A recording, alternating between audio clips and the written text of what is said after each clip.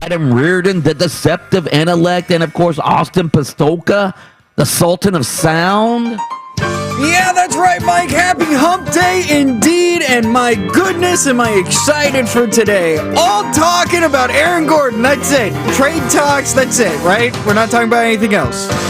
Yes, we're definitely going to talk about other things. We've got some college football topics. We've got some college basketball topics. Obviously, the NBA trade deadline is tomorrow, so we got that to talk about. Got some NFL news as well. We're going to have Glenn Klausman, our favorite local attorney, on at 8:15 a.m. this morning to try to make some sense out of the bizarre Deshaun Watson case. So we have a lot to talk about. Buddy Pittman, our NASCAR insider, will join us at 7 a.m. this morning.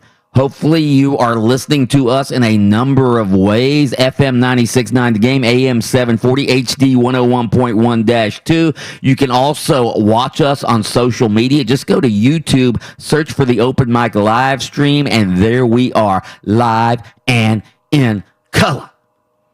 We want to hear from you. We are the People's Show. Give us a call, 407-916-8255. Tweet us at 96.9 The Game. You can also text us on our Academy Sports and Outdoors text line. That's 50857. Your chance to double your stimulus, 7:10 a.m. this morning and every morning on Open Mic. We give you a chance to win an extra $1,400. Double that stimulus, 7:10 a.m. Make an appointment. That's called appointment radio, ladies and gentlemen. We like to begin every show with the Open Mic early morning inspirational quote of the day. This comes from our favorite philosopher who we quote quite often on this show. Austin Pistolka. His name? No, it's not Austin. Oh. It's not Aristotle. It's not Plato. It's the famous Anonymous who once said, and I quote, "Embrace the suck," end quote. Embrace the suck. Anyone? That was... Settle down. Settle down.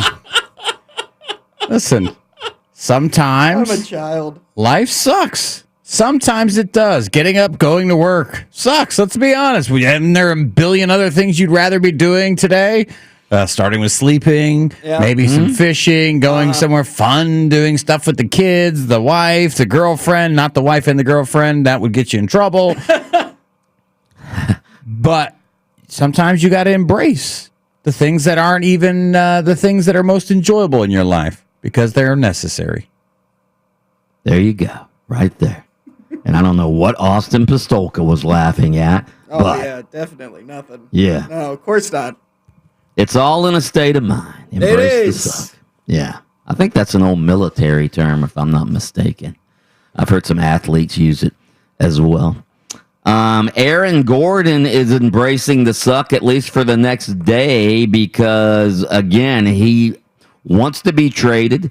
The Magic lost last night to the Denver Nuggets, 110-99. Aaron Gordon did play in the game. I think he had 13 points. No surprise that the Magic lost. They're 1-11 in their past 12 games. The Nuggets are one of the better teams in the stacked Western Conference. Evan Fournier, by the way, he upped his trade value last night with a season-high 31 points, including 5 three-pointers. Other highlights for the Magic, Al-Farouq Amino had a season-high 17 points to go along with 10 boards and 6 assists. But enough about yet another Magic loss last night. The biggest story, as I mentioned, Aaron Gordon addressing after the game why he has made a trade request to Magic management. Here's one of the things he said. I mean, there's been times where I just expressed my frustration to management. Frustration with the losses, the injuries, the way we've been playing, how we've been playing, and how many losses have accumulated over the years. So, it's just my frustration kind of boiling over, I would say. And I think a lot of people share that sentiment with me, of frustration. Yeah, a lot of people do. I'm sure fellow teammates do. Fans obviously do. Hell, we in the media do. We have to talk about, the losing teams year after year after year. It'd be great if we were talking about a championship contending team on Sports Talk Radio instead of, Magic players wanting to be traded. Gordon did say something though that was refreshing. He was asked if he's not traded or what happens if he's not traded by the trade deadline, and here's what he said. I'm focused on tomorrow night. As of right now, I'm an Orlando Magic, and I've been here for 7 years, and I've developed a home here and a sense of love and community here. So for as long as I have Orlando on my chest, and Magic on my chest, I'm going to give it everything I have. So I'm focused on Phoenix tomorrow and getting that win. Yeah, hopefully he can score 40 against Phoenix. Actually, it won't matter tomorrow. Tomorrow is the trade deadline, so he might not even be in the lineup tomorrow. Oh, he's talking about today. Today. I'm sorry. Yeah. I got all mixed up. They play Phoenix tonight. All right. So, yeah, hopefully he can score 40 tonight and maybe just up his trade value a little bit. I do think it's, again, we don't know what's going to happen if he's not traded. I'm sure Aaron Gordon's not James Harden. He's not a superstar in the league. He doesn't have, he doesn't really have the cachet to dog it, I don't think. But, Aaron Gordon, from that clip right there, it seems like he's going to continue to play hard, no matter if he's traded or not. But one of the things I want to get to is just the frustration level of the losses. That's got to wear on everybody on that team. It has to wear on Steve Clifford. It has to wear on all the other players. It has to wear on management, for crying out loud. It has to wear on Alex Martins, who, when I talked to him last week, said, hey, sans the injuries, we're heading in the right direction. But you heard Aaron Gordon say he's frustrated with all the injuries that this team has had, including his own. So, again, I understand Aaron Gordon's frustration. I really do. 7 years of have they had a winning record? Did they have a winning record 2 years ago when they made the playoffs?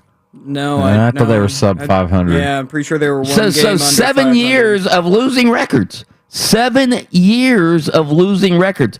That's a lot.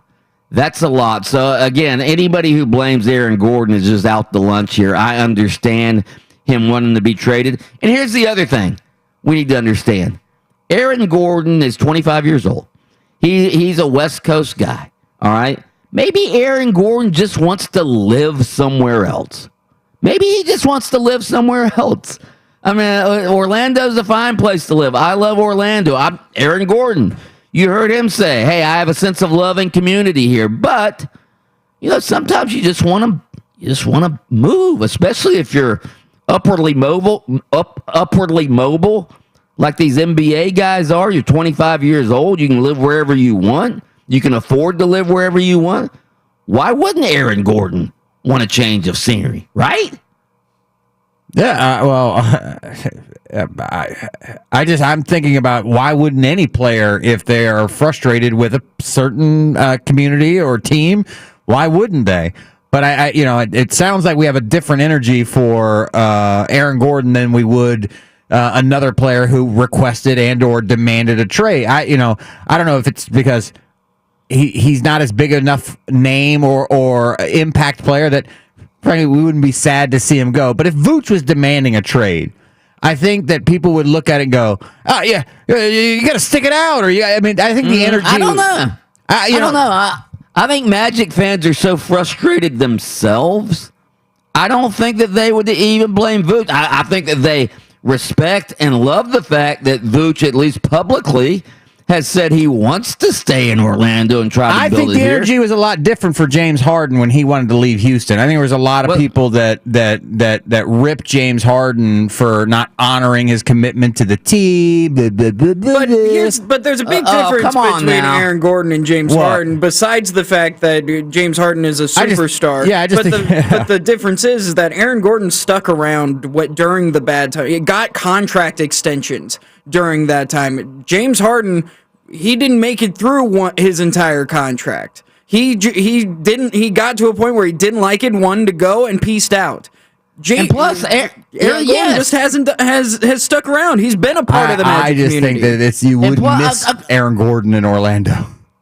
Come on now, Adam. Aaron Gordon, you heard what he said. As long as I have this Orlando on my jersey, I'm going to play hard. James Harden dogged his way out of town. James Harden could. He ate and dogged his way out of town. I don't care how talented he is, and he can play fat. Is that what you were going to say? Yeah. He can play fat? Yeah. That's not good enough. Charles Barkley was a Hall of Famer playing fat. What are you talking about? Okay, but that was part of his game. He'd use that big butt to move people out of the way.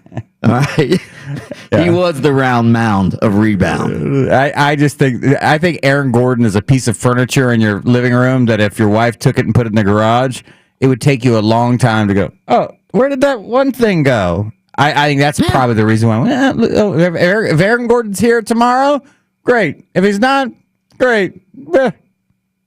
I think Magic fans would feel the same if it was Vooch. If No it way. was. No, I don't think they'd be. I say they wouldn't feel the You'd same. notice when your sofa was missing. Yes, you would notice the sofa. But what I'm saying is they wouldn't blame the sofa for wanting to go to the garage. Is what I'm saying. Listen, it was a nice sofa, but it's surrounded by all these terrible love seats. And what is that recliner with all the holes in it, where the dog has puked on it a couple times? Sofa just slinking into the garage to sit next to the old dusty golf clubs that are in there. One of the legs on the chair is broken here for the Magic. That's all the chairs for the you're Magic. All the correct. legs are broken. That's the Jonathan Isaac recliner there. The legs are broken. All right, straight ahead, the Washington football team might actually keep its generic name. We are not going to allow that to happen. However, I'll explain next on Open Mic. Whether you're drinking your morning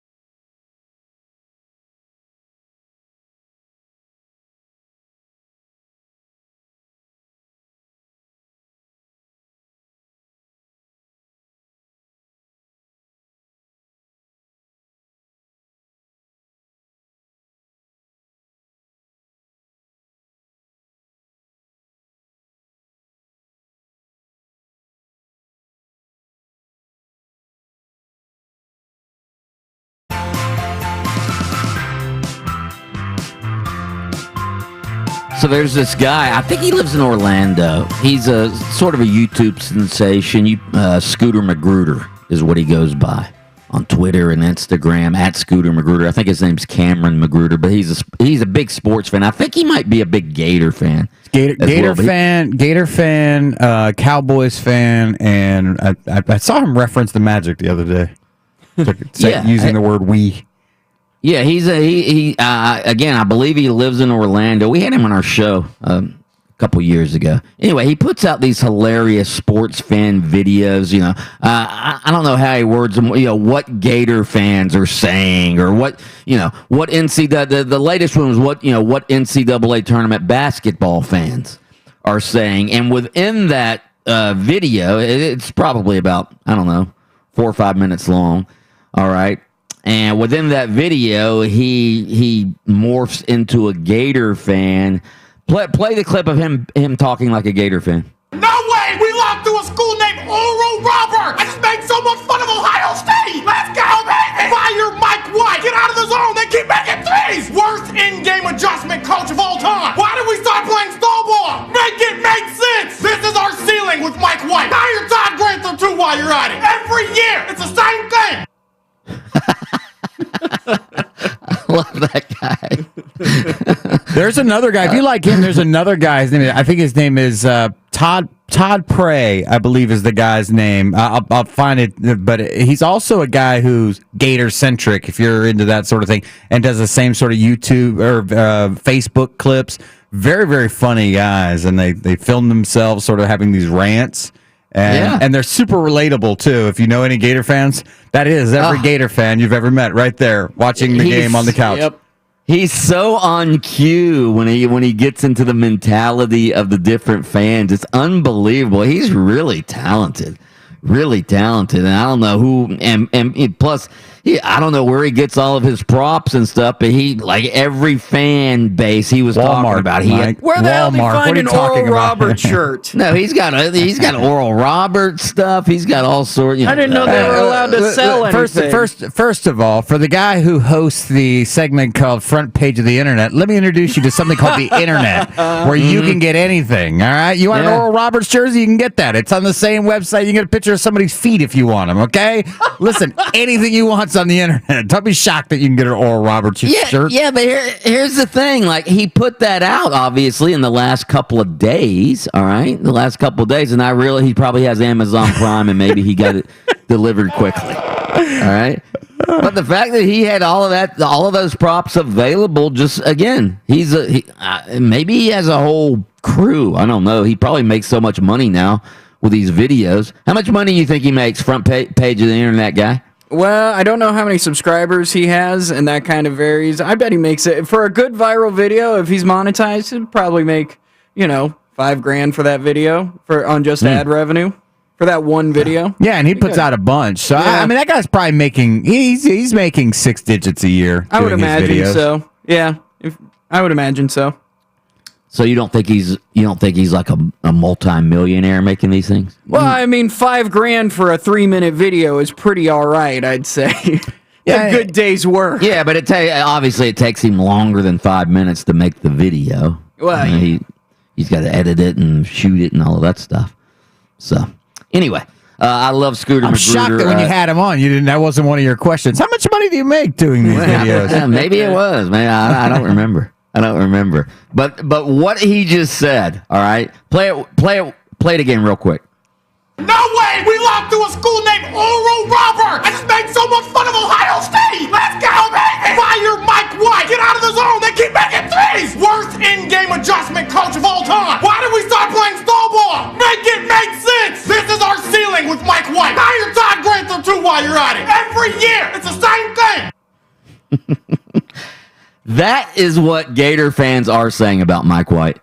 If I were Mike White, all right, and again, I don't know why Mike White has always been so unpopular among a segment of Gator fans, all right, and I realize he followed Billy Donovan and all of that. We understand the following a legend type thing.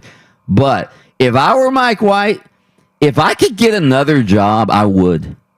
Like again, he's been mentioned for the Indiana job. Obviously, that would be a prime. I would take that job even if Gator fans were happy with me. All right, I'd still go to Indiana. But if if there's any job out there he could get, I would take it if I were him, because again, he is just unpopular with Gator fans, which is sort of surprising, really. I mean, he's a young, good-looking guy. He's got a little charisma about him. Again, he doesn't win conference championships, but he gets to the tournament every year. I don't understand why he's so unpopular. I understand the loss to Oral Roberts is a bad loss. But if you were Mike White, if you guys were Mike White, would you look for another job? I mean, the best time to get a job is when you already have one. I mean, so it'd be tough to find a school that's got the kind of wallet that Florida has. So for that reason, I'd say no. But I was thinking about this because I was, my stance is, listen, play to your seeding, and they're a 7 seed. They should make it to the round of 32, and they did that. Who screwed them in this whole deal is Ohio State. Had they lost to Ohio State, the 2 seed, we'd all look at it and go, hey, listen, they made it to the tournament. Good year. They didn't have their best player. They fought through the adversity of Keontae Johnson. You're right. Yeah, but it's the fact that Cinderella tripped up number 2, and then you're sitting there going, oh, my God, look at us. We got this great opportunity to make it to the Sweet 16, and then you blow it. Not only do you lose to Oral Roberts, it's that you had a double-digit lead halfway through the second half, and you blew it. That hurts. And as much as you want to say, well, the players got to make shots, or the players got to that responsibility to nurture that kind of lead, or expand it, or blow it wide open, whichever way you choose to do it, falls on the coach. And Mike White's not a guy who's got a whole lot of wiggle room when it comes to the fans. I just wonder, I wonder if Ohio State's coach, Chris Holtmann, is that his name? Yeah, Chris Holtmann. I wonder if he's getting as much grief as Mike White is. Well, we talked about the players getting death threats and stuff. Yeah, so I imagine the coach is getting some internet hate. Yeah, probably. All right, straight ahead, we're going to get back into the Aaron Gordon trade rumblings. Also, I have a spontaneous text question I want to get to. That's next on Open Mic. Open Mic will be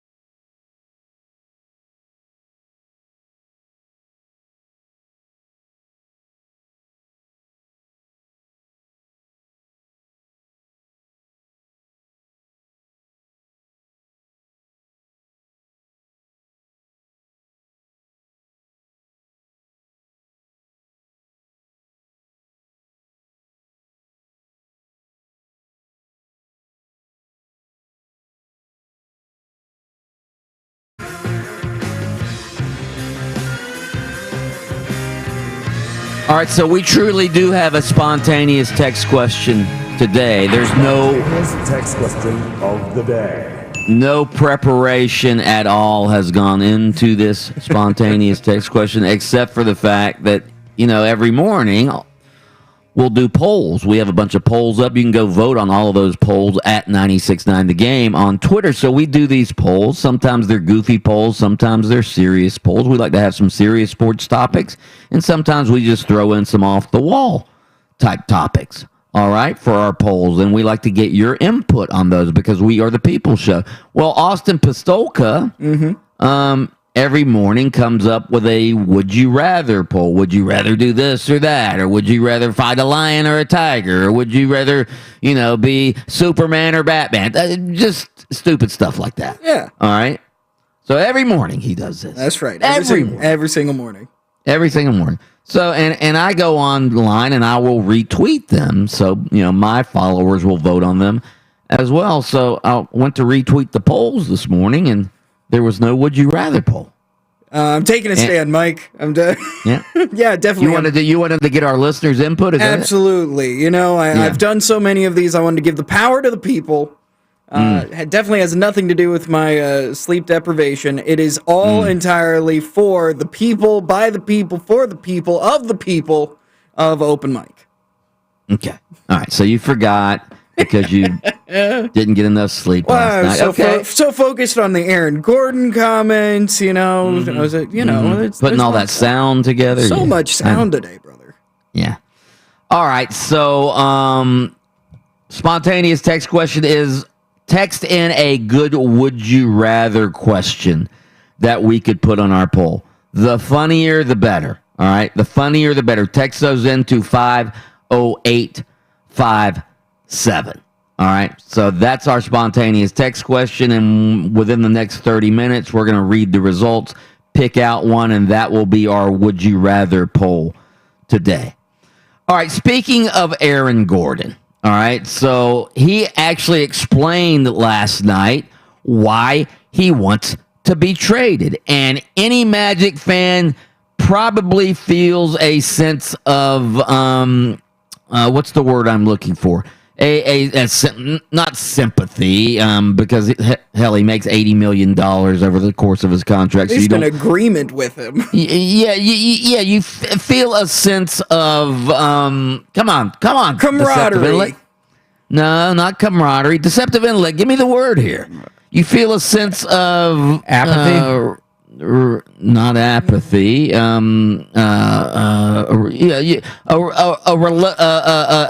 kindred spirit, a relation. You feel his pain, I guess you would say. You feel Aaron Gordon's pain because here's what Aaron Gordon said last. Empathy. Huh? That's the word you're looking for. Empathy. Empathy. There you go. Yeah. Empathy, apathy, whatever. Anyway, here's what Aaron Gordon said last night. I mean, there's been times where I just expressed my frustration to management. Frustration with the losses, the injuries, the way we've been playing, how we've been playing, and how many losses have accumulated over the years. So, it's just my frustration kind of boiling over, I would say. And I think a lot of people share that sentiment with me, of frustration.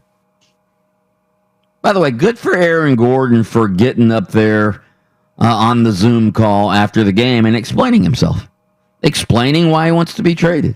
I mean, a lot of players just, when the PR staff says, "Hey, do you want to go on the Zoom call tonight?" They'll go, "No," because all I'm going to be asked about is my trade request. So good for Aaron Gordon for getting up last night and, again, explaining himself. We have a thought-provoking daily poll about this. You can go vote at 96.9 The Game. You just heard Aaron Gordon's explanation. The poll reads, do you have that up, Austin, or do you want me to read it? I've got it right here. The Open Mic thought-provoking daily poll is this, with Orlando Magic forward Aaron Gordon saying the, quote, frustration with the losses caused him to make his trade request. How many Magic players do you think feel the same way? Is it all of them?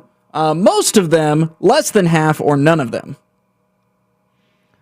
Well, I'm not gonna say all of them, all right, because there are some players, there are some players on this roster who are just glad that they're able to get some playing time because, again, if the Magic were good, they probably wouldn't be getting playing time. They might not even be in the NBA, for crying out loud. Okay, so there's some guys on the end of the bench who get some playing time who probably are happy they're on a bad team because at least they're making an NBA salary. And, obviously they'd like to be at the end of a bench of a winning team, but they might not be on the end of a bench if they were on a winning team. They're boosting their resume right now is what they're doing. I've got 2 years experience as a starter for the Orlando Magic. I'm going to go most of them, though. I'm going to go most of them. I don't think every player on that roster wishes they could be traded, all right? I don't even think Vooch wishes he could be traded. I'm going to go most. No, Vooch has come out and said, this is fine by me.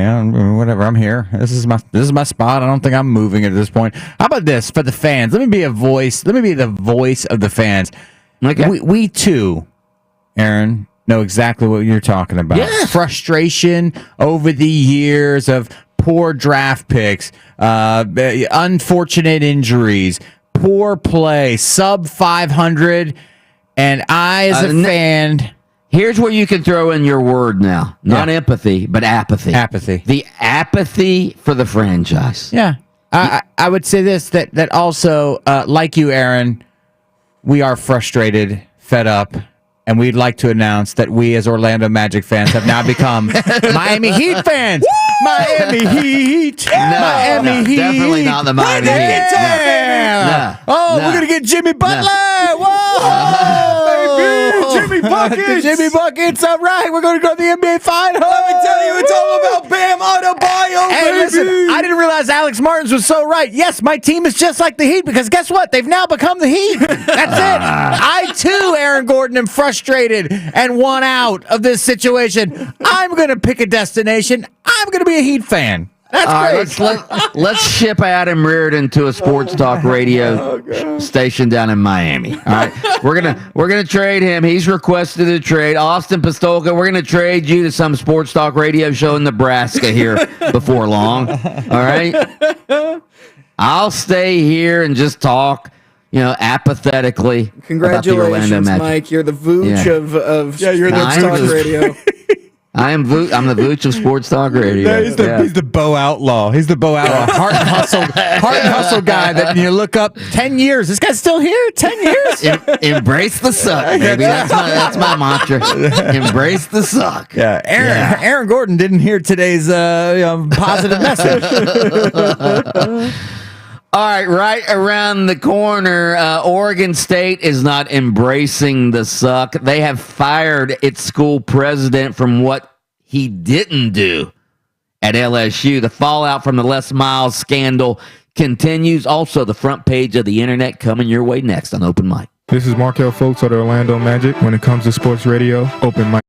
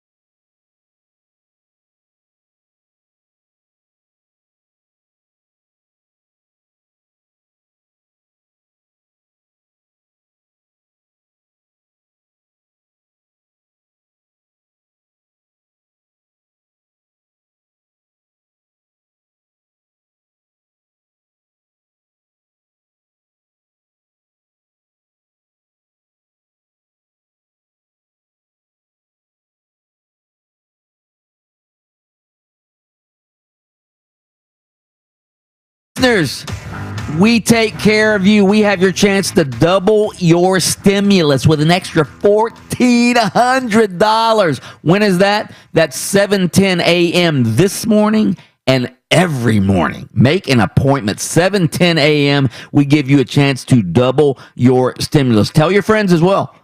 We want everybody to have that chance. 7:10 a.m. every morning. All right, here's our spontaneous text question I'm sorry, not our spontaneous text question. This is our open mic would you rather poll that comes as a result of our text question. All right. You ready for this, Austin? You going to put this up? We'll see if it's a good one. Would you rather spend a year at war or a year in prison? Ooh. I mean, a year at war That's or hilarious. a year. Okay. Man, funnier the better. You're right. Yeah. Well, this is not funny, but I think it is an interesting. Would you rather? Now, I would like to know what kind of prison is it hominimum security, like one of those hotel prisons? We're going all the way. And who am I? Am I a mobster? Am I a mobster who gets like spaghetti dinner made for me in my own private cell? I mean, I don't know. Okay, if it's a maximum security prison, you know what? I've always, I don't know if you guys are like this. I've always thought that maybe I missed something by not being in the military. Like, I don't know, the lessons you learn, the camaraderie of being in the military. I'm going to go, I would rather spend a year at war than a year in prison.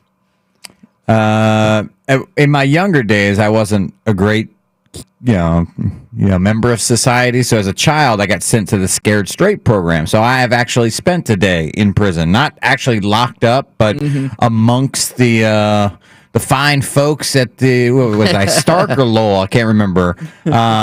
Lowell's a women's prison. Oh, okay, then it's Stark. Then it was Stark. Yeah. I wish I had Lowell, man. Sign me up at that age. I was like 17 at the time. I've seen Orange Can I is the New volunteer? Black. Can I volunteer? But yes, no, give me a year at war. Give me a year. You know why? Because they give you a gun to defend yourself at war. In prison, It's a fair point. in prison, you got no shot. I'm telling. Let me say this: there ain't a guy in this. There ain't a guy listening right now that has a shot when they go into prison. At least in the war, they're gonna hand me a gun. I got the same gun you got. Okay, great. Guys on my side. Yeah. All right, so go vote on that poll and all of our polls. Austin will get the Would You Rather poll up. I want to get to this story really quick. All right, so Oregon State University's president, F. King Alexander, has quote unquote, air quote, resigned amid the backlash related to his role in the sexual misconduct saga at LSU, where he was previously the president. So we've covered this Les Miles scandal for a couple of weeks now. We all know what happened at LSU 8 years ago.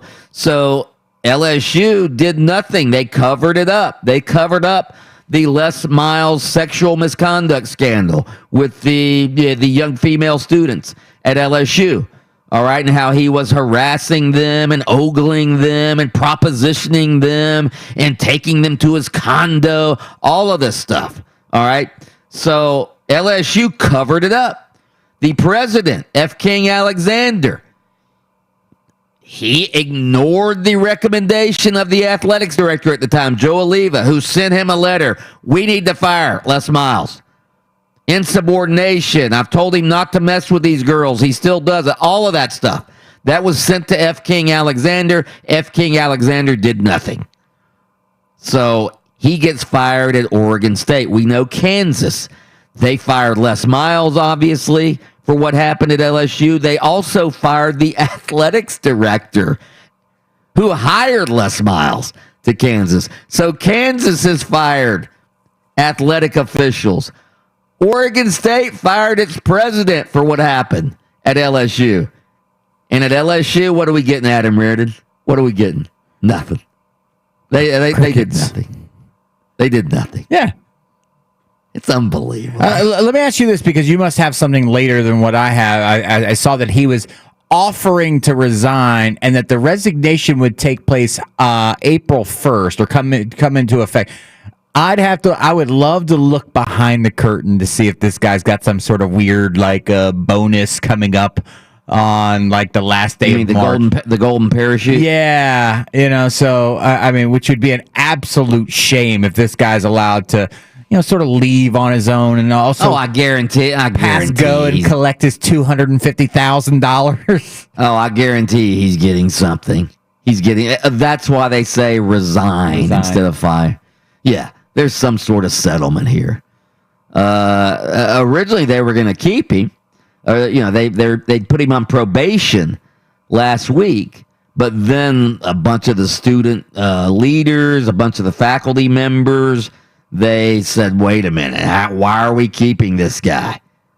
Let me ask you this: as when you take your college football fan hat off, not that you have one, but can we look back now on Joe Oliva's career at LSU and tip the cap to that guy? Obviously, here in the state, I mean, there was a lot of issues with him and the way he handled the hurricane moving game. But now, when you look behind the curtain, and he was willing to make the kind of stand that I would say 90% of guys in college football at major revenue producing football programs wouldn't be willing to make. Don't you look at that guy and go, dude, that guy was trying to do the right thing in a sea amongst people who were unwilling to. And they basically told him, no, Joe, we're not firing this guy, and football's more important than the safety of these females, and we need you to sit over there and keep your mouth shut. Austin, let's move the front page of the internet to 7:30. We're going to do that, okay? We're making a programming. We're going to make a programming move on the fly right now. Okay. I tend to agree with you because we all know Joe Oliva. First of all, he was the AD at Duke during the Duke lacrosse scandal. All right, so he sort of botched that at Duke. Then he winds up at LSU, and Gator fans grew to hate Joe Oliva because of his stance when the Gators canceled the game, when Hurricane Matthew was bearing down on the state, and Joe Oliva said we should play the game. Anyway, we all know Joe Oliva's background. I tend to agree with you, though. When I heard that he sent the letter recommending the firing of Les Miles, I gained a level of respect for Joe Oliva. I brought that up to Mark Daniels, though, and Mark Daniels said, well, why didn't he just quit then? Why didn't he leave the school if they... And I'm like, well, how many people are going to leave their $1 million a year job? I don't know what Joe Oliva was making, but how many people are going to quit their job because the school president doesn't take his recommendation? I would say that once you've done all you can do in that situation, is what he's done, is recommended him to be fired, then you say, listen, I can sleep at night. I did my job. I can sleep at night. Yes, absolutely. Absolutely. Now, if I had been Joe Oliva and the president just ignored my recommendation and I'm the athletics director, I might start looking for another AD job somewhere. Because, again... When you say he botched the Duke, what do you mean by botched the Duke lacrosse thing? By canceling the season and all that stuff? Yeah, I mean, he essentially... He erred on the side of caution. Like everybody else, they, obviously they jumped to conclusions, as did the criminal justice system out there. They jumped to conclusions, and they essentially blamed everything on the Duke lacrosse players and all of that. So, I mean, you could say he botched it, but he wasn't the only one. Right. I mean, there are a lot of people in the media as well. I'll never forget Nancy Grace, who basically built her fame, or part of her fame, on that Duke lacrosse. Every night it was more scandal in Durham, North Carolina. Nancy the Duke Grace, is she still around? She's somewhere. She's probably on a different channel now. But I'll never forget when the truth came out and the Duke lacrosse kids were exonerated. And I tuned in specifically, like, ooh, I can't wait to see what Nancy Grace has to say tonight. Like all in her face. Click it over, and here's some lady I don't recognize. Nancy Grace is on vacation today, and I'm going, no.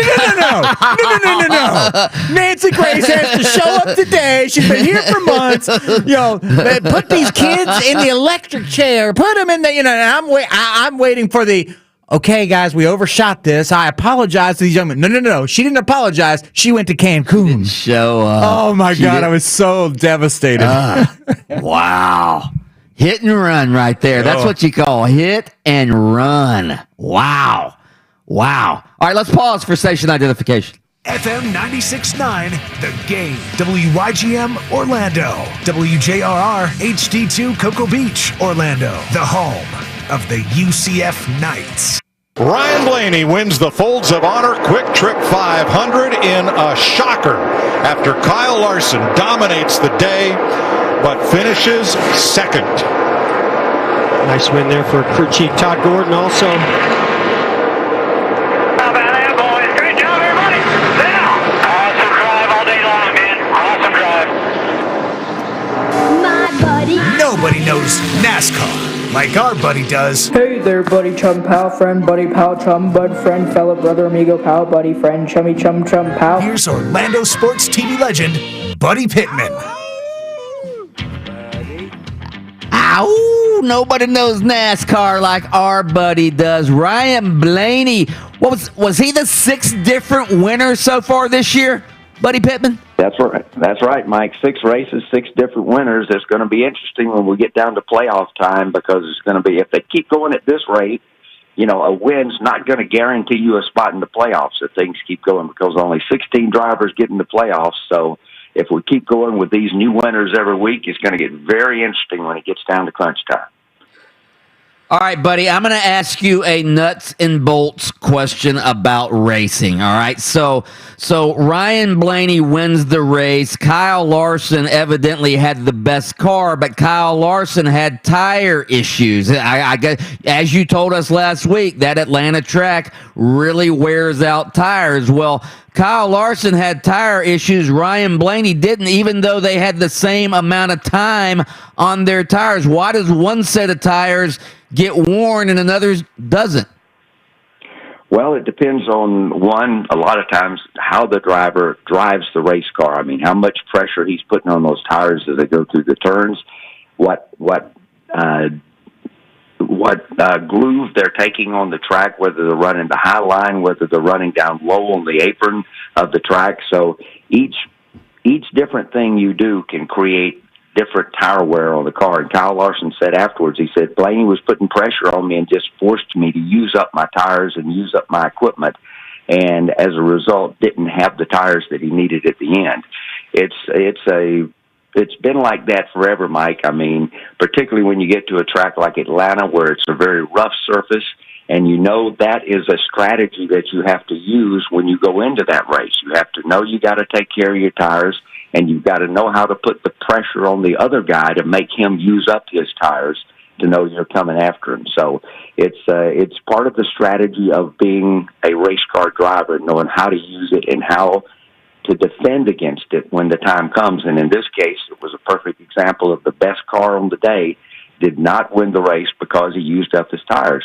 You look at Kyle Larson in this thing. He won one stage. He won the first 2 stages of the race.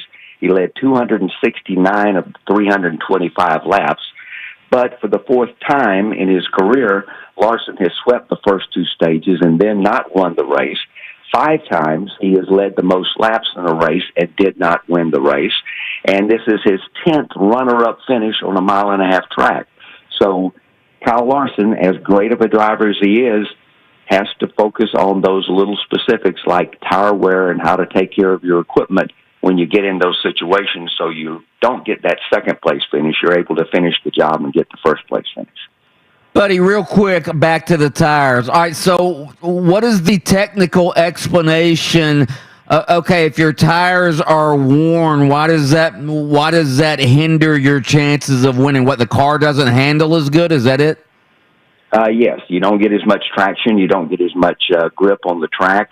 The car tends to slide more. You can't run. It takes some of the driving out of the car for the driver because he's not able to pace the car in the particular groove he wants it to stay in. Maybe he wants to run down low on the track, but with not as much grip on the tires, it forces him to go up the track more and not in the line that he wants to run. So tire wear is a big issue, Mike, because you think of these tires, I mean, folks, when they look at tires, they're completely different than the tires they have on their race car. These have no tread on them whatsoever.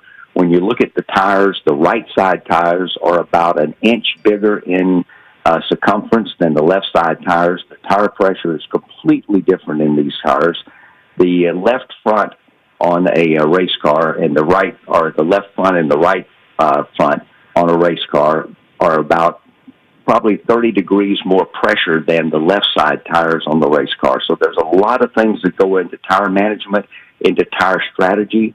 When these race cars and these crew chiefs make these changes, you can take a half pound of pressure out of a race car, out of a tire, and it's going to drastically affect the handling of that race car. So there's a lot that goes into tires each and every week in racing, the strategy of how they play it. Ain't nothing like Buddy Pittman breaking down the air pressure in tires. I'll tell you that, Buddy Pittman. Well, all right, buddy. When you're used to pressure, Mike, you're used to pressure. All right, buddy. Your number one fan among our listeners is a guy named Big Blue Hat Gary. All right, he's always the one that right before racing season comes on. Hey, you gonna have Buddy Pittman on again this year? So Big Blue Hat Gary writes in this morning. All right, texted me. American Formula One fans would love to see Kyle Larson go to F1 as the first American with a legitimate shot to win over there. What say Buddy Pittman? Well, I know Kyle Larson would probably love the challenge. He wins at everything he races in, everything from quarter midgets to the sprint cars to NASCAR. Everything he races, he ran into Rolex. He won into Rolex back in 2015 in sports cars with Chip Ganassi Racing. So everything he runs in, he does well and would be competitive. I don't think that he will make any kind of move like that. I think he would be an excellent candidate to find success in Formula One just because of his road racing experience particularly. But I don't think you'll ever see him leave NASCAR unless there's another incident that forced him out like it did that last year. But I think he's found a home in NASCAR, and I think he'll stay there. So I don't think you'll see Kyle Larson making any move to Formula One unless, here's the old dollar sign popping up. These Formula One teams have tons of money, and you never know when somebody's going to come along and make a ridiculous financial offer to say, hey, come try this and see what you'll do. But right now, I think he's pretty happy where he is because he's finding a good bit of success with his second opportunity here in the Cup Series. So I don't see him making any jumps anytime soon. Hey, buddy, what's going on with Stewart-Haas Racing so far? Hell, they're doing so bad, maybe they need to bring Danica back. Well, I don't think it's gotten quite that bad yet, Mike. It's heading in that direction, but I don't think it's quite gotten there yet. Yeah, they're really struggling this year. Kevin Harvick still, through 6 races, is the only guy who has shown any consistency. He has 5 top 10s in the first 6 races, but he is the only, still, through 6 races, the only Stewart-Haas driver who has posted a top 10 finish this year. And, this weekend, Cole Custer finished 18th, Eric Almirola 20th, and Chase Briscoe was 23rd. That is not the performances that we're used to seeing out of the Stewart-Haas organization. And the other Ford organizations seem to be doing well. Penske continues to run well, and even your Rouse Fenway Racing drivers are starting to show some promise this year. And for Stewart-Haas and their Ford effort to particularly have the support from Ford that they have to be struggling like they are, that to me is a sign of an internal issue. And that's something that I think they need to look in the mirror to find out what the problem is and how to correct it. But they certainly have not had a good start to the 2021 season. Buddy, what do we have this week? Well, Mike, coming up this week, we're going dirt racing for the first time in 50 years in NASCAR. The last dirt track race that they ran in the Cup Series was back in 1970.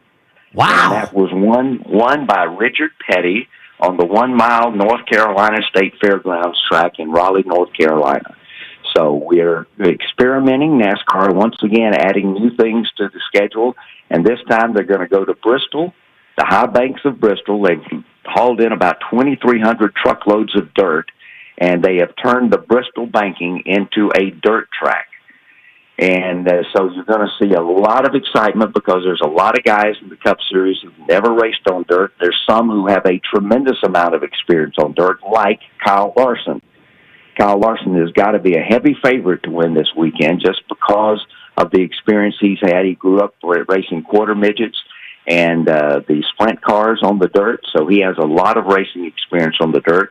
You've got 7 of the Cup drivers who are going to run in the Truck Series race on Saturday night to try and get some experience on the dirt and learn how to handle this sort of experience. So it's going to be interesting to see how these guys handle this new challenge, particularly for some of them, like I say, who have very little experience.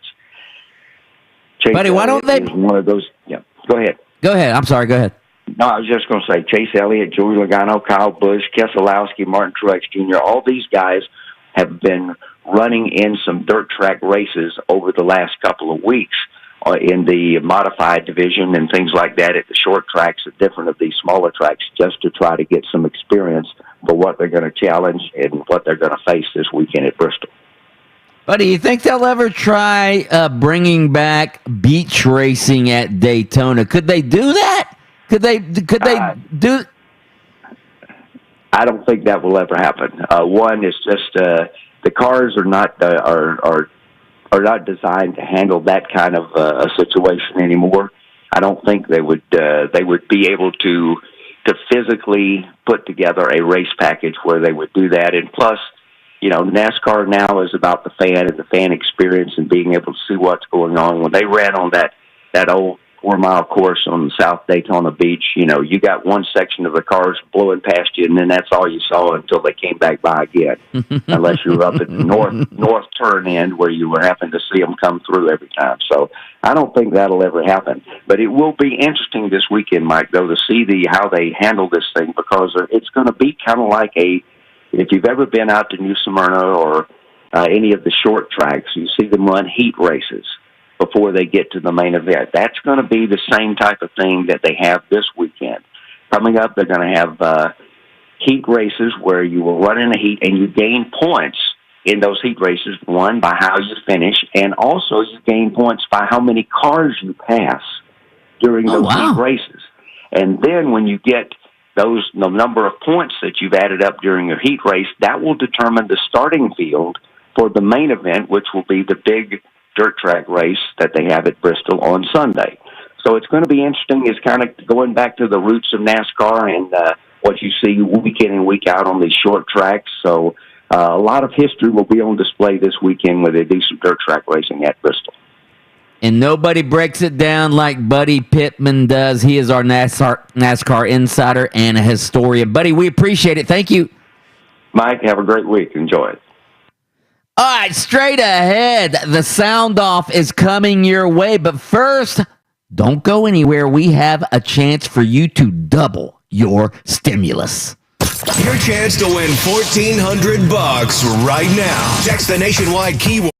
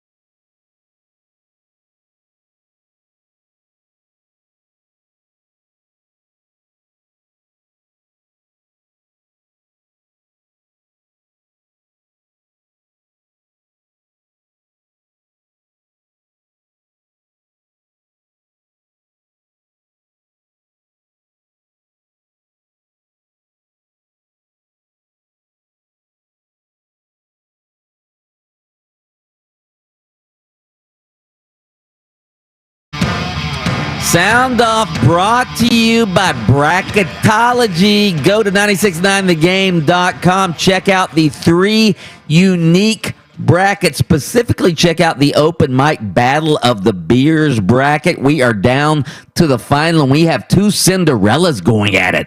Stella Artois versus Blue Moon. Go vote at 969thegame.com. Austin?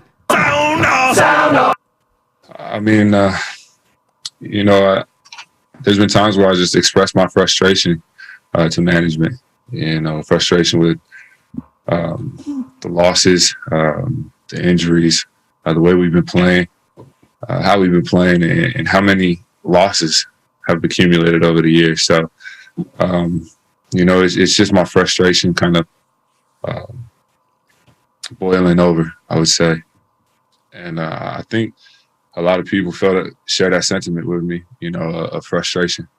That's Aaron Gordon, the man who wants out of Orlando, talking about his frustrations, how he talked to management. I know a lot of Orlando Magic fans who have tweeted at management saying these same things. Mike, what is your take on Aaron Gordon wanting out?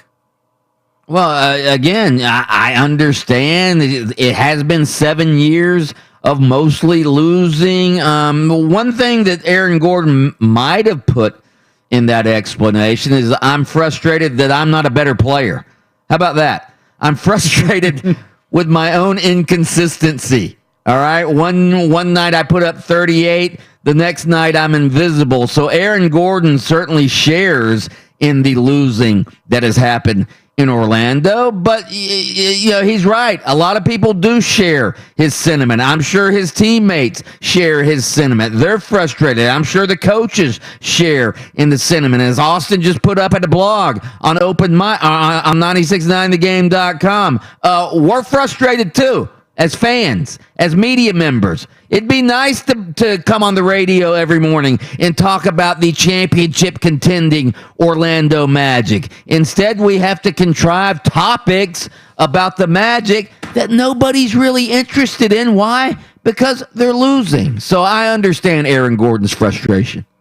Sound off. I love football. That's all I've done my entire life. And someone that I look up to, that I admire, that I actually could touch, was my teammate, and I had a chance to serve him.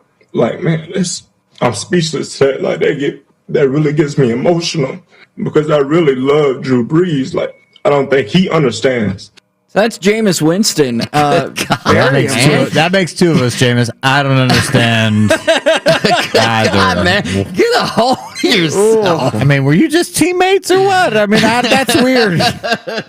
One season, man. That's all it takes, apparently, to create a friendship, a bond that can bring a man to tears. Adam Reardon, what do you think? Weird. Adam, when you leave this show, is that how you're going to talk about me? Listen. Is that how you talked about me during the furlough? Mike, I've done 2 seasons with you.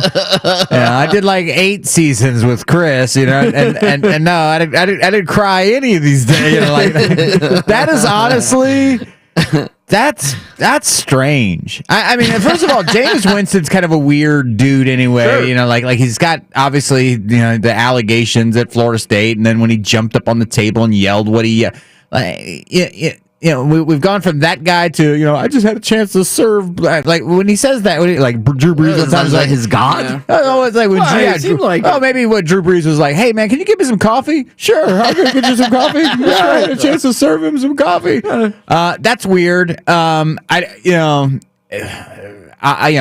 Maybe I'm making too much light of it because maybe Drew Brees had a great impact. Maybe Drew Brees had talks with him that we don't know and said, "Listen, Jameis, one day this is all going to be yours." Gave him the McDowell speech, and maybe had an impact on him. So if Drew Brees, if Jameis Winston goes out and leads this team to the NFC Championship game next year, and he cuts down on his interceptions by, I don't know, about 100, then I'll understand why he was so emotional in that speech. Otherwise, it just comes off as kind of weird. You know what that did do, though? What? Because Drew Brees is so beloved in New Orleans, it won over the fan base, and he's going to be competing for that starting job. Maybe it was all scripted. I'll get the fans on my side. I'll cry. How about Jameis Winston? Jameis Winston may be a better actor than he is a quarterback in the NFL. Wouldn't that be something? Missed his calling. And as he misses wide receivers all the time. I'm just kidding. Okay. Sorry.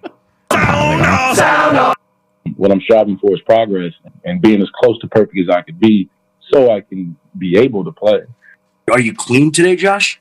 Yes, sir. Yes, sir. As close to perfect every day is what I strive to do, is what I'm looking to do in every aspect of my life. That is Josh Gordon, troubled wide receiver, saying, I'm clean now. I'm trying to get back to the NFL. How many times has Josh Gordon been signed to a team? I feel like you can kind of mark your calendars based on that. Yeah. I play that clip again real quick. Which one? The one you just played. What I'm striving for is progress and being as close to perfect as I could be so I can be able to play. Are you clean today, Josh? Yes, sir. Yes, sir. There you have it. Stop it right there. Every day is. There you have it. Am I clean today? Yeah, I'm clean today. I don't know about tomorrow. That's probably what Adam Schefter was getting at on the podcast. Again, Josh Gordon has had chance after chance after chance after chance. Is he talented?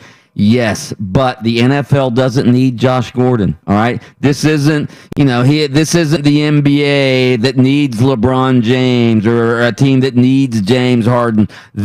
Josh Gordon's 30 years old now. He's had his chances. Josh Gordon's not going to get another chance in the National Football League. I don't think, and nor should he. He's blown every chance that he's had. So. Adam, you're making faces. No. I mean, that's like. I mean, his window has closed. I believe. I mean, we're all starting. When you say Josh Gordon, we picture the guy who played for the Browns. Like, what was that? 6 years ago? Yeah, a long time ago. That's a long time ago. That guy's not walking out onto the field for you. He's 6 years older. I don't care if he's not played football at all.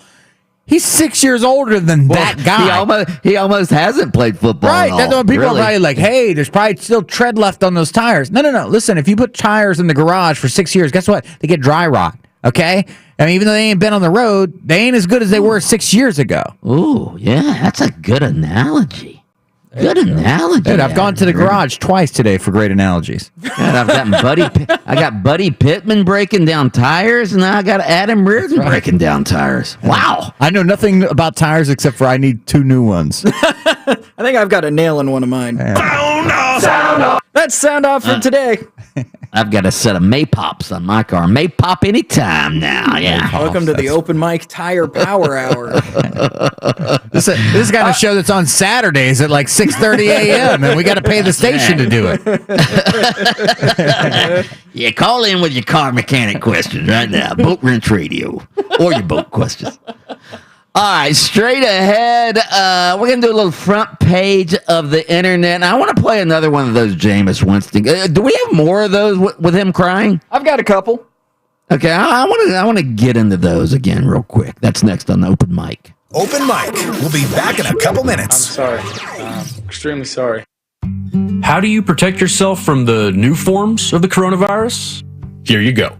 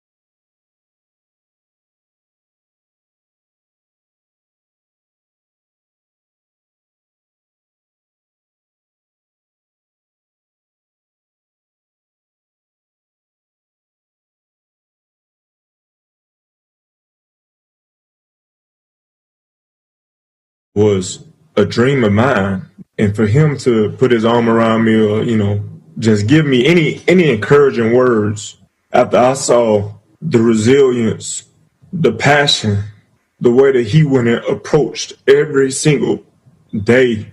But that to even be a story, like I was touched by that because he doesn't even know how much he means to me and my family, for real.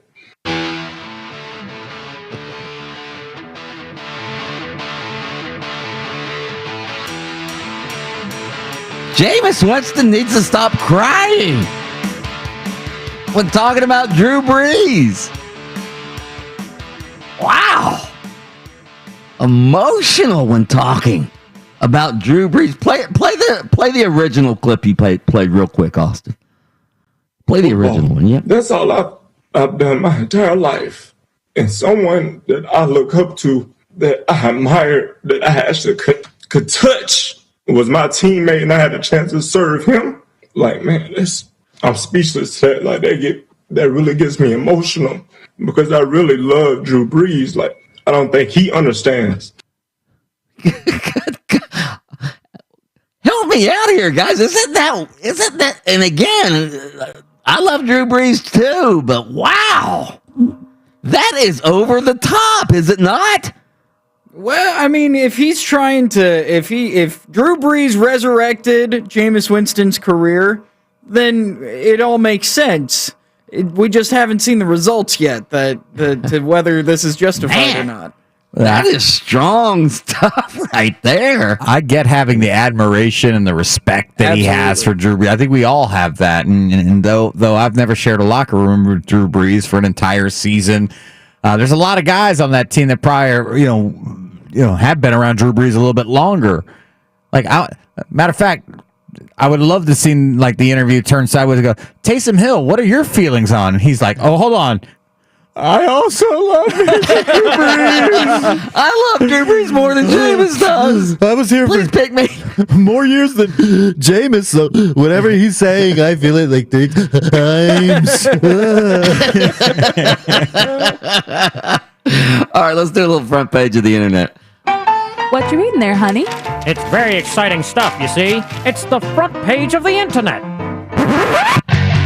Here we go with the front page of the internet this morning. Starting off on YouTube, not the trending page because YouTube has blackballed some videos. Major drama on YouTube from some of their top creators. We'll start off with a smaller creator, but still a large one. I think he has over 3 million subscribers in the fitness community. Juji Mufu has parted ways with his producer Tom because his partner Tom embezzled over $100,000 from their company, and also apparently spent it on gambling addictions and all that sort of stuff. So, huge, major shakeup in the fitness community. YouTube. Tom had been Juji's producer for over 3 years. They changed the channel name from Juji Mufu to Tom and Juji, and now all of that is gone. And oh boy, the spicy comment sections are very spicy for those. But now kind of the bigger YouTube drama. I hope that our YouTube page gets big enough where I can embezzle $100,000, to be honest with you. I mean, like, I'm just putting that out there now, so it's not a shock to everybody later on. Like, hey, where's that $100,000? That's why you is that Adam's new Ferrari? Yeah. You can watch Open Mic on YouTube, by the way. Just go to YouTube and search for the Open Mic live stream. Cheap plug. So the other YouTube drama comes from David Dobrik. Do you guys know this name? Yep. Okay. So David Dobrik, head of the Vlog Squad. Lot of real bad publicity coming for David Dobrik in the last couple weeks. The most recent one, though, is that someone that he featured in the Vlog Squad has been accused of rape and sexual assault. And his response hasn't been great to it. David Dobrik put out basically a 1.5-minute joke video about the situation, and he has been losing sponsor after sponsor after sponsor, and YouTube videos that talk about David Dobrik are actually being blackballed by YouTube right now. videos that are explaining the situation that is going on, YouTube is trying to silence and push down because it is such bad publicity for YouTube. So David Dobrik is what, a YouTube star? He has over 18 million subscribers. He's famous for the Vlog Squad, which is varies between 4 and 8 people that kind of hang out, create videos together, and back in the day created some very not safe places for different people when it came to parties and all that sort of stuff. And now it's all really kind of having comeuppance are coming for him right now. Yeah. Gotcha. I think we can all agree any sort of sexual assault or those are terrible. Absolutely. David Dobrik needs to understand that making joke or making light of them also very terrible for your business. Correct. And he is getting crushed, and rightfully so. He is absolutely getting crushed right now. On some lighter notes, though, on the front page of the internet, happy birthday today to Peyton Manning. Hey. How old is Peyton Manning today? Peyton Manning is he older or younger than Tom Brady? Yeah, I'm gonna go Peyton Manning. I'm gonna go he's 1 year younger than Tom Brady, 42. He is 46. You're very close, Adam. 45. 45 years old today. And finally, so question for you guys. If you won the lottery, there's probably some people you want to get back at, so having that money, you would be able to get back at them, right? Well, trending on Reddit is a photo of a man, his mugshot, he's smiling from ear to ear, and the headline is, lottery winner arrested for dumping $200,000 of manure on his ex-boss's lawn. Oh, wow. Oh, my goodness. Wow. If you guys want 200, to how many pounds? $200,000 worth. What's the price per pound on manure? That's a good question. What sort of manure was it? Was it chicken manure, cow manure? Do we know? Let me guess. If it was it doesn't say. It doesn't go into the Probably specification of what manure it was. But listen, if you can have $200,000 worth of manure, I bet it's the choicest of manure, pure rank on their front lawn. And his photo, his mugshot, is just him beaming from ear to ear like this is the greatest thing to ever be arrested. What is that, littering? What is that, littering? I don't even know what that would be. I mean, well, you know what? That lawn's going to be the greenest lawn in the neighborhood. Doing his boss a favor. like he wins like neighborhood lawn of the year, and like the little neighborhood article comes out. He's like, well, you're not going to believe this story. How this happened? It's funny. I fired this guy one time. That was always my goal when I lived over in Stony Brook. And Stony Brook West, I always wanted to have the lawn of the month. Did you really? Mm-hmm. I didn't even know that was a thing until, Yeah. So I started dating Trina, and I realized they give that away, and like if you've got the best Christmas lights, you're featured like on the and like as you drive into the neighborhood, there's like this little like LED board that gives messages. Congratulations to the yard of the month. People drive by and take pictures. Like, kids, go out there, not on the lawn, just right next to it. Yeah, that's right. Be respectful of the man's lawn. All right, that is the front page of the internet. Straight ahead, we're going to get to the blast. What is the blast? That means we are going to detonate on all the hot topics of the day. That's coming your way next on Open Mic. Open Mic, the best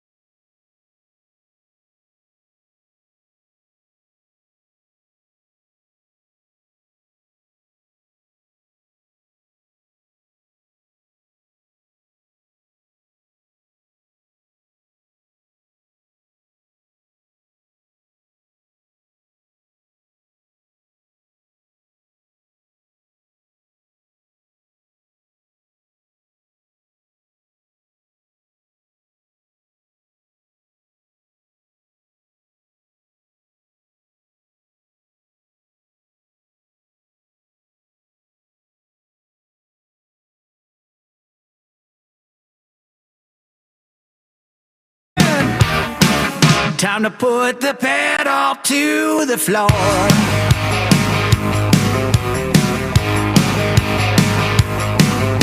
It's loud and live and local. Oh, time for open mic.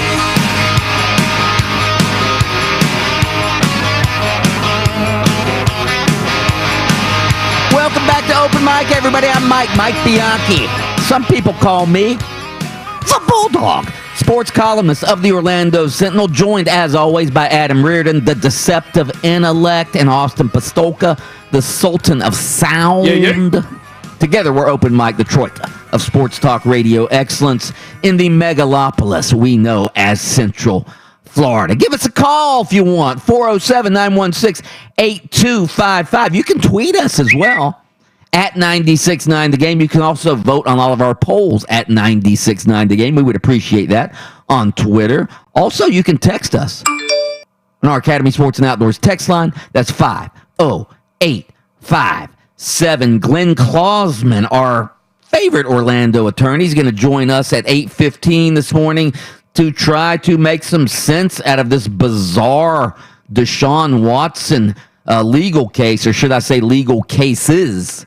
I think we're up to 16 now legal cases against Deshaun Watson. Glenn Klausman will join us at 8:15 a.m. this morning. The Orlando Magic lost to the Denver Nuggets last night, 110-99. No big surprise there. The Magic are 1-11 in their past 12 games. The Nuggets, of course, one of the better teams in the stacked Western Conference. It doesn't get any easier for the Magic tonight. They play the Phoenix Suns, who are having a really good season. I think they're second in the West right now. Evan Fournier, by the way, upped his trade value with a season-high 31 points last night for the Magic, including 5 3-pointers. Al Farouk Amino had a season-high 17 points to go along with 10 boards, 6 assists. That was his most complete game as a member of the Magic. But the game is not what's important right now. The games are not what's important right now for the Orlando Magic. The biggest story is Aaron Gordon. Of course, he has requested a trade from the Orlando Magic. And for the first time last night after the game, he addressed why he requested a trade. I mean, there's been times where I just expressed my frustration to management. Frustration with the losses, the injuries, the way we've been playing, how we've been playing, and how many losses have accumulated over the years. So, it's just my frustration kind of boiling over, I would say.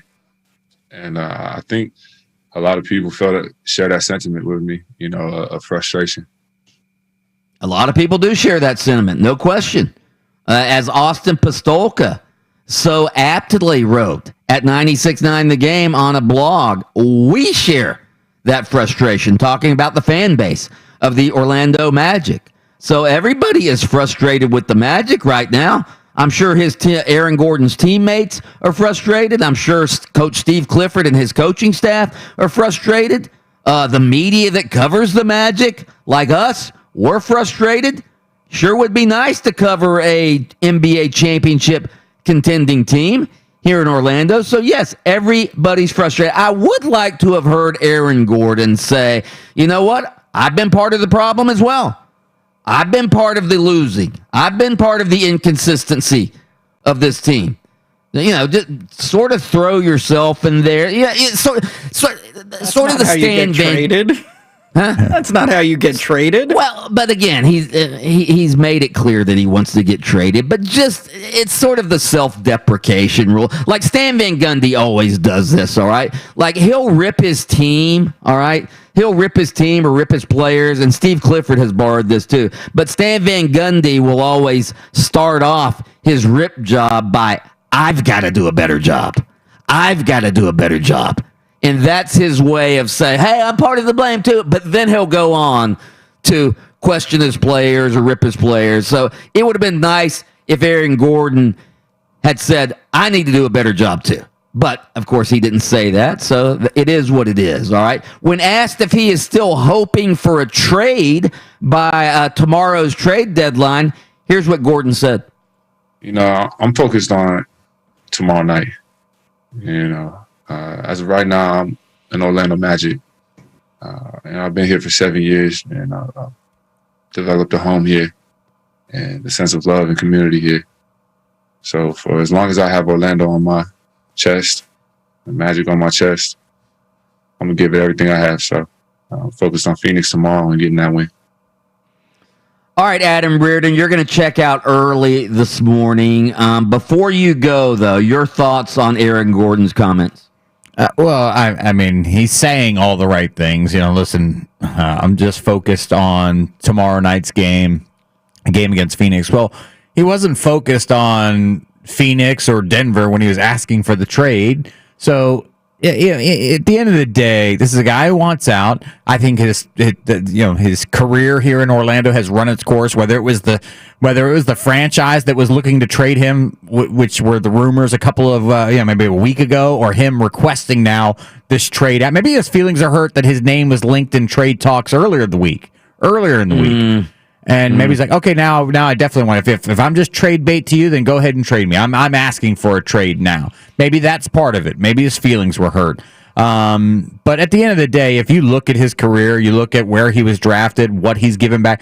I mean, if he was an investment, you know me, I'm big in stocks nowadays. Mm-hmm. With what? Good Lord. I hope. Yeah. Oh no, he hit big the other day. I'm 2 days in a row, Mike. I had a couple of 30%ers, and right now I'm working on one that's a 50%, and I may hold it for another day. But I'll say this, that Aaron Gordon has not given that sort of return to the Orlando Magic. If you invested, wouldn't you have sold and cut your losses maybe a season or two ago? What, if you're the Magic? Yeah, if you're the Magic. I mean, you can't look at your investment in Aaron Gordon and go, yeah, we got what we paid for out of that. No, I think the Magic. I think the Magic can still get a return on their investment for Aaron Gordon. We'll certainly see tomorrow, right? Yeah. We'll see tomorrow what their investments were. But I'm saying what he's produced for you on the court in his 7 years as an Orlando Magic player, where he was drafted. What do you mean? He's got two second place finishes in the dunk contest. That guy's literally got two. No, I don't think. I don't think they got it. I don't think they got it. Again, no. I mean, they made the playoffs the last 2 years. He didn't even play in the playoffs last year. He didn't play in the. Is he the Magic's second best player, third best player? I would say Vooch, Evan Fournier, and. Are we counting Jonathan Isaac? Yeah. Well, I mean, in a perfect situation, he's number 3.